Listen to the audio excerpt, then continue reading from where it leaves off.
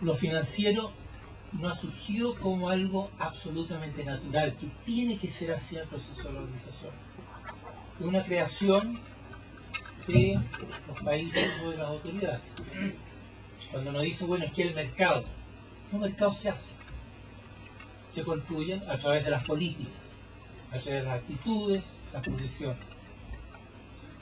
Y sucede de que los sectores interesados más fuertemente en la dimensión financiera tuvieron más fuerza que otros sectores en países muy determinantes de la conformación de lo que estamos viviendo, el mundo anglosajón. Estados Unidos, Inglaterra, 89, 90, cambios institucionales muy fuertes que le permitieron a sus agentes financieros hacer cosas que les prohibían antes. ¿Por qué les prohibían? Ahí venía la sombra de la crisis del 30 y toda la institucionalidad que se echó a andar con el nuevo trato en Estados Unidos, y eso permeó a través del mundo, y vinieron las políticas keynesianas de regulación, intervención, etc. Y un mundo en que no había finanzas internacionales, había re poquitito, y que fueron surgiendo después de decenios. Están golpeados por la crisis, ¿cierto? Se demoraron en retornar de las regulaciones públicas, que fueron muy cautelosos en lo financiero. El desarrollo del 50 al 70 y 80 en el mundo, que es una época de oro de desarrollo mundial en la historia del mundo, fue con mercados de capitales muy controlados. Un montón de cosas que no se podían hacer ni cruzando fronteras ni al interior de la frontera. Y eso, como recordaban, hay estudios de, por ejemplo, Kindleberger, muy interesantes de las manías y pánicos que surgen en los procesos de expansión financiera, y muy interesante lo que pasa entre medio. O sea, es una creación que pudo haber sido distinta, pudo haber tenido otros rasgos de globalización con dominios de otras dimensiones, más intenso en lo tecnológico. Resultó que lo más intenso es la globalización de los financieros. Y en lo financiero, lo que es más de corto plazo. Hay expansión de la inversión extranjera directa, pero es muy inferior a lo que ha pasado con los flujos de capitales financieros. Platas, como se ha dicho, que van a las bolsas, que van a las compras de bonos, que van a depósitos bancarios, que cruzan fronteras, y muy importante, lo que llegó a la economía emergente, donde estamos los latinoamericanos, lo que se llamó economía emergente, que era emergente en el sentido que eran mercados que se visualizaron como atractivos para poner platas que se podían ahora cruzar fronteras, porque las autoridades estadounidenses estaban permitiendo hacérselo a sus bancos, a sus fondos de inversión, a sus fondos mutuos, etc.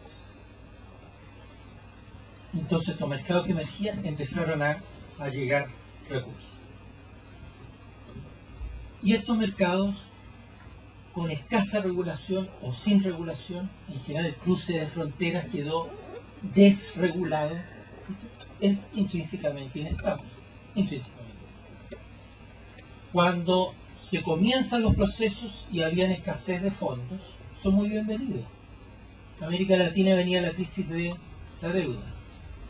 Teníamos una escasez tremenda de dólares. Casi todos los países, con dos excepciones importantes, que eran, estamos hablando del año 90, que eran México y Chile.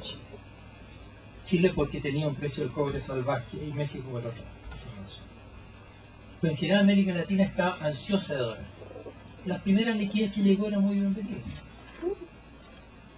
El problema es si lo que es bueno en ciertas cantidades, ¿qué pasa si se duplica, se triplica, se cuadruplica, se quintuplica? La parte de los procesos que escribía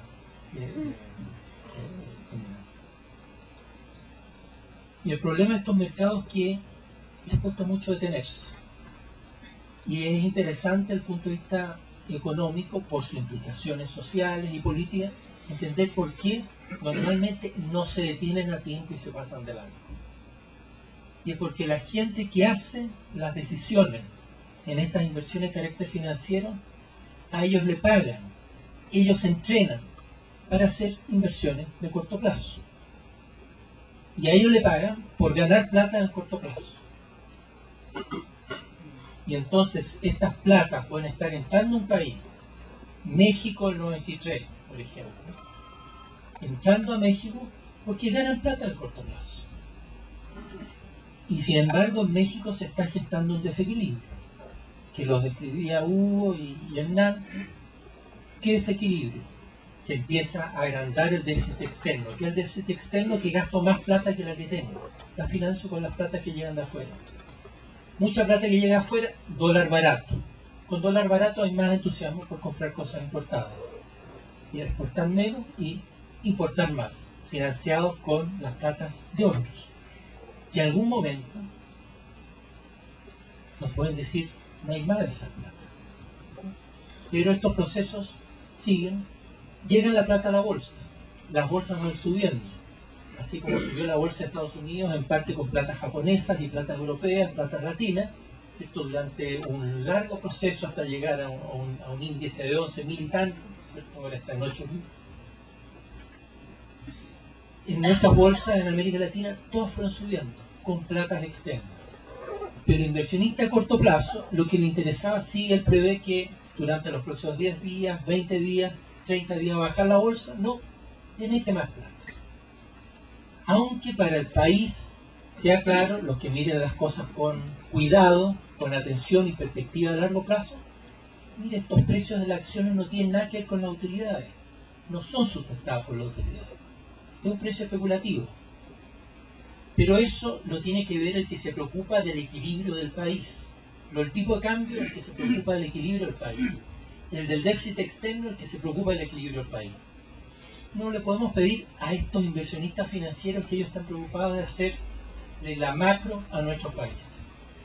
Y ahí está lo tremendo del tema que enfatizaba Hugo, de que hoy estamos preguntando a esos mercados financieros especulativos, ¿les parece bien lo que estoy haciendo en la macro? Evidentemente no es su entrenamiento, no le pagan para eso, no van a tener una respuesta objetiva, desinteresada, juiciosa. Esos mismos agentes, esos inversionistas especulativos, el año 97 estaban diciendo Argentina es un ejemplo de reformas en el mundo. Miren Argentina y copien las grandes cosas que están haciendo los argentinos. Están ganando el lote de plata con su inversión en Argentina. Hoy día nos dicen, ay, que Argentina hizo todo mal en los 90. La misma gente ¿ves? Se olvidó lo que decía el 97. Si tuviéramos transparencia, una maquinita o qué sé yo, verían una gráfica en que se muestra cómo esos mercados financieros, cuya tarea es invertir y ganar plata en el corto plazo, le dan una estupenda nota, calificación a Argentina el 90, final del 95, el 96, el 97, hasta que el 98, cuando llegó el contagio asiático, cambiaron bruscamente de opinión. Porque entonces empezaron a mirar la falencia que tenía Argentina. El déficit externo, mucha deuda externa acumulada, como nos recordaban. La deuda es la suma de los déficits externos de cada año, mucho a corto plazo y un dólar tremendamente barato, con el tipo de cambio 1-1, que era sostenible cuando hay un gran flujo de capital, el lote de dólares está llegando afuera, pero no es sostenible en una condición normal, y mucho menos cuando la situación es anormal en la dirección opuesta, que las platas se van, o sea, las platas de extranjeros y las platas de nacionales, cuando el dólar es demasiado barato. Que ahí el Fondo Monetario cometió el tremendo error de pasarle plata a Argentina con el dólar barato y la plata se evaporó, miles de millones de dólares se evaporó rápidamente. Después que Argentina corrige el tipo de cambio, ahora no le quiere pasar plata.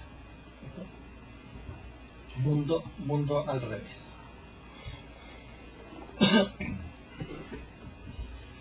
Bueno, el mundo en que estamos,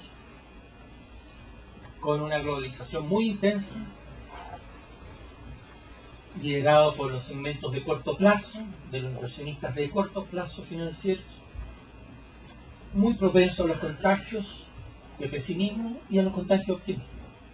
Estuvo el contagio de optimismo del 91-94, se asustaron el 95 cuando México dijo no puedo pagar, eso fue un 20 de diciembre, no el 28, fue un 20 de diciembre del año 94, se asustaron los mercados, hubo un buen manejo internacional, diría ahí un aprendizaje del gobierno de Estados Unidos, con el Fondo Monetario y el Banco de Pagos Internacionales, dijeron esto es muy importante, grave, vamos a poner toda la plata que sea necesaria, y gobierno de Estados Unidos, gobiernos europeos y bancos centrales, que son también gobiernos, pusieron toda la plata necesaria para auxiliar a México, y como pasaron otra serie de cosas positivas en el mundo en ese momento, que es largo de explicar, el problema pasó, que la superficie financiera pasó rápidamente y en 6 meses se había olvidado el problema. Salvo, y esto es muy importante, voy a terminar al final con eso, preguntémosle a los mexicanos, ¿qué les pasó si en 6 meses se había evaporado el problema?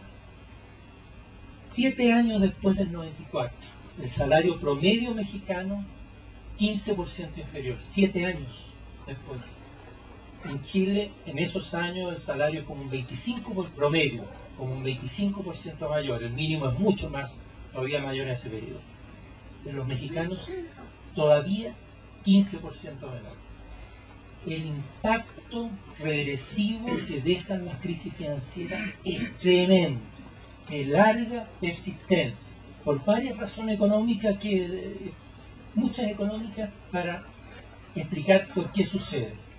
Y por lo tanto, el gran mensaje es: cuidado, no siembres para crisis. Pregunta: en este mundo globalizado, ¿podemos no sembrar para crisis? Y la respuesta es evidentemente que sí, que podemos sembrar para no crisis. Hay una serie de indicadores para el manejo de la política macroeconómica, microeconómica, social, para sembrar estabilidad en lugar de sembrar crisis. Y Hugo nos recordaba la experiencia chilena del 90-94, en que el año 90, les recordaba, los cambios institucionales en Estados Unidos, en el mundo financiero, en Inglaterra, el lobbying del mundo financiero y la presión a todo el mundo de abran las cuentas de capitales, que esa es la receta mágica para tener desarrollo. Y en ese contexto Chile, en lugar de abrir, reguló.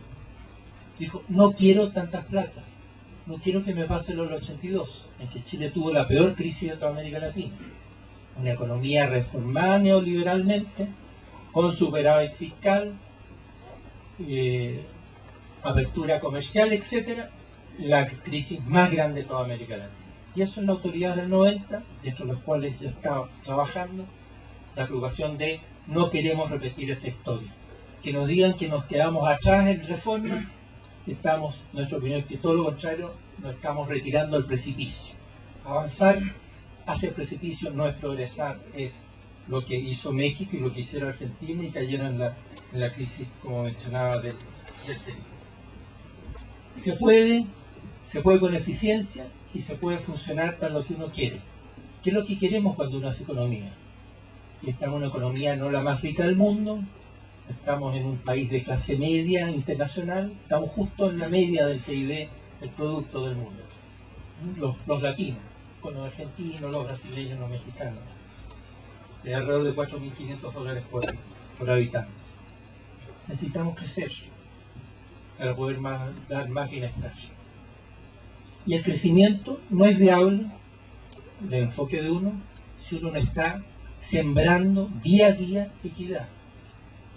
Porque crecer sin que haya más y más gente, y pequeña y mediana empresa que saben hacer cosas, más cosas cada día, producir más bienes, y se esfuerzan en invertir, mejorar productividad, etcétera, no vamos a tener mejores salarios crecientes a través del tiempo, ¿cierto? Ni más ingresos fiscales para poder fortalecer la salud, la capacitación laboral, la educación. Es todo un proceso, un círculo, en que tenemos que tratar de construir algo endógeno que se vaya reforzando, de crecer con equidad. Y la pregunta, ¿Qué papel juegan en esto los ingresos de capital? Y lo que nos dice la teoría simple, capital que sube a los países ricos, que tienen mucho capital, a los países pobres. ¿Para qué? Para que le complemente el ahorro nacional. Entonces pueden invertir más productivamente, tener más equipos, maquinaria, infraestructura, etcétera, etcétera, construcción, con su ahorro nacional, más el ahorro externo. Y una segunda cosa, como hay inestabilidad en el mundo, de repente a uno se le cae el precio del cobre, se sube el precio del cobre o baja, o el de los plátanos, el de los bananos, etcétera, etcétera, los flujos de capitales para que compensen los faltantes transitorios de ingresos. O sea, flujos de capitales para compensar inestabilidad, flujos de capitales para fortalecer o complementar ahorro nacional. Y si miramos la experiencia de los 90, nos encontramos con que en una proporción importante los flujos de capitales han surtido el efecto opuesto. Hoy día que necesitamos capital, se nos han caído los precios de exportación, los capitales se van, no están llegando. Y el 96 o 97, cuando los precios de exportación estaban mejores, estábamos inundados de plata. O sea, la plata en lugar de ser estabilizadora ha sido desestabilizadora. Hay un problema grave de la institucionalidad financiera nacional. Globalización sí, pero una globalización domesticada, gobernada, equilibrada con sus distintas dimensiones. Y tenemos un tremendo desequilibrio con el financierismo especulativo. Es un desequilibrio de la globalización contrario al desarrollo democrático, debilitamiento de la democracia. La democracia requiere estabilidad y equidad, va contra las dos cosas. El mundo desarrollado, a través de su grupo Los 7, son los 7 países más ricos.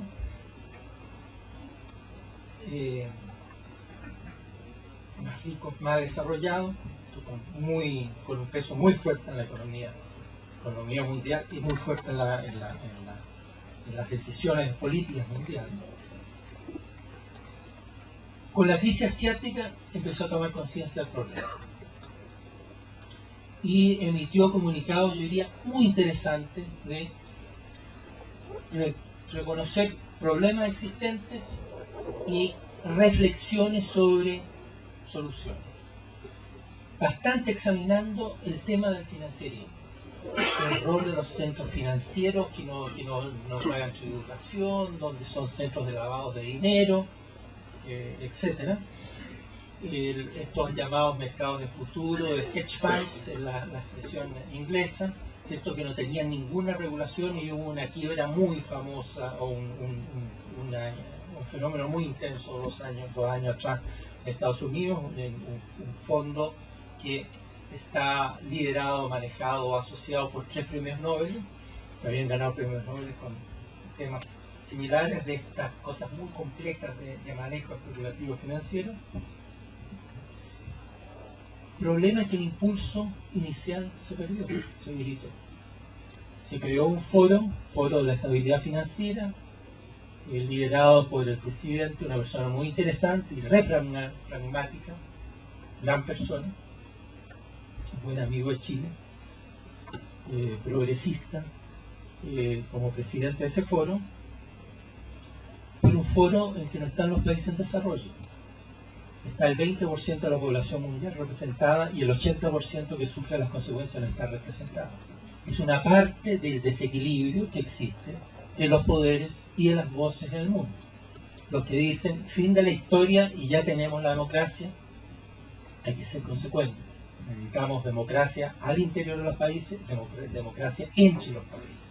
Respeto y voz, presencia y contar no solamente por los dólares que tiene cada uno, sino que también por las voces, corazones, almas o cabezas. Entonces, ese tema es el tema a nivel internacional. Necesitamos que nuestros países, las economías emergentes y los países más pobres del mundo, saquen la voz, y eso requiere reflexión sobre los temas, decisión, valentía, decidirse a poder hablar y organización. Y en ese sentido, no parece el momento más apropiado para decirlo, pero hay un rol para la voz, recuperar la voz latinoamericana en estos temas. Hasta ahí por los problemas de tiempo sobre eso. Al nivel de los países, la América Latina, que hizo intensas reformas en los 90, muy fuertes, muy intenso en lo financiero. Siguió bastante al pie de la letra el llamado Consenso de Washington, que es del año 90. Y después de 11 años tenemos un crecimiento promedio de 2,7% por año de América Latina. Crecimiento en los 70, antes de las reformas, en Chile estaban, cierto, un poquito en Argentina, pero el conjunto de América Latina no, crecía 5,6% en América Latina. Queríamos más, entrábamos poco. Los últimos 12 años llevamos 2,7%. Un planteamiento es que hay que meterle más de las mismas reformas. Otro planteamiento, el mío, han habido fallas muy profundas de las reformas. Y si uno empieza a comparar la tónica de la reforma de América Latina en los 90, son muy parecidas a las reformas de Pinochet del 73 al 81, en el sentido que fue el periodo más intenso, no solo los 80, ese periodo fue el más intenso de las reformas neoliberales. La reforma financiera de 6 o 7 países de América Latina en los 90 es calcada de la reforma financiera de Chile. Privatizo banco, suelto la tasa de interés, elimino obligaciones sobre en qué se presta, los plazos, los préstamos, etcétera, debilito la supervisión prudencial y digo, el mercado se las arregla por su cuenta porque el mercado va a saber cómo manejar. Y terminó la crisis bancaria del año 83 en Chile, con el grueso de los bancos privatizados, el 75, 7 años después, retomada de nuevo el gobierno, nombrando interventores y poniéndole plata para revivir. Es Venezuela, es Salvador, es Paraguay, es Costa Rica, las reformas bancarias que se hicieron en los 90, recomendadas por el Fondo Monetario y el Banco Mundial. No miraron la historia del fracaso de los años 70 en Chile. La visión simplificada del Consenso de Washington en su versión más extremista, más simplota, aplicada a rajatabla en América Latina y muchas veces con países o gobiernos sin la personalidad para decir yo me voy por un camino distinto. Ha habido excepciones, sin duda. Y una excepción, repito, esta del manejo de la cuenta de capitales del Chile y la reforma tributaria del Chile del año 90, el 90 y 91. Y otros países que han tenido, hay varios. Argentina se inserta en los casos, diría, más simplote de aplicación neoliberal. No en todo, ¿cierto? Habían excepciones, pero más simple y que terminó sin duda más. ¿Necesitamos reformas? Sí. ¿Correcciones hay que hacer? Sí. Y son las reformas que vayan en la dirección de hacer verdaderamente mercados que contribuyan al crecimiento con la equidad. Eso hay una serie de 6 o 7 cositas que yo discuto en un libro que se llama justamente para reformar las normas. Una frasecita sobre Estados Unidos. Estados Unidos tiene problemas serios no resueltos. O sea, el déficit externo, como nos recordaban los dos que me antecedieron, un déficit externo que se mantiene en magnitudes tremendamente elevadas. 400.000 millones de dólares al año es la plata que está consumiendo Estados Unidos, plata de otros. Y eso no es sostenible. Eso se tiene que corregir aunque sea el país más poderoso del mundo. De nuevo recuerden, ¿para qué movimiento de capitales? Desde los ricos a los pobres. Estados Unidos es el país rico. Él está recibiendo los flujos netos de capitales, no están llegando los flujos netos de capitales. Es un contrasentido con la teoría, con la realidad, con el sentido común. Con una tasa de ahorro muy baja. Uno tiene que tener ahorro para crecer. Para crecer necesito invertir. Y para invertir no me lo van a hacer otro país la tarea. Entonces, Chile, si quiere crecer 6 o 7% por año, tiene que ahorrar algo más que ahorrar. Si me dicen bien que somos muy pobres para ahorrar, entonces nos vamos a quedar pobres, porque no vamos a poder esperar que nos hagan la gauchada otros de financiarnos el desarrollo. 1 o 2% del PIB por año, sí, 3%. Pero el resto tiene que ser un esfuerzo nacional y obviamente con el componente de Chile. Y en Estados Unidos está el tema de las burbujas, ¿cierto? A los cuales se agregó a la burbuja de la bolsa muy conocida, de los activos inmobiliarios, que explotó antes, y el tema nuevo del fraude en la empresa, que es una economía de mercado, la economía de mercado líder del mundo, ¿cierto? Y uno no sabe qué pasa con las cuentas dentro de la empresa. Esta vieja mala tradición que se ha ido reduciendo en Chile de tener doble contabilidad, y las grandes empresas líderes en sus sectores económicos que tuvieron un juego contable para estar simulando rentabilidades en el trimestre y que los gerentes que les pagaban con acciones pudieran vender acciones. Esto tiene un nexo con la especulación y el financierismo. El mirar las cosas a cortito plazo. Se están metiendo todos esos objetivos en un mostrar buenos resultados en el mes, buenos resultados en su mes.